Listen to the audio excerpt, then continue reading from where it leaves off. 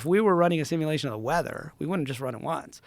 We would run it multiple times. And if we were doing a simulation of whatever, right, pandemic, anything, name it, we would change the variables and we would go forward. And so, when I interviewed Tessa, Philip K. Dick's last wife, she said that he came to believe this was really happening, right? That someone was altering with our reality and they would change a few variables and rerun the simulation forward. So now we're getting pretty deep in the rabbit hole. So this is the topic of my second book, which is called The Simulated Multiverse. This idea that each of these timelines could be like a different run of the simulation itself.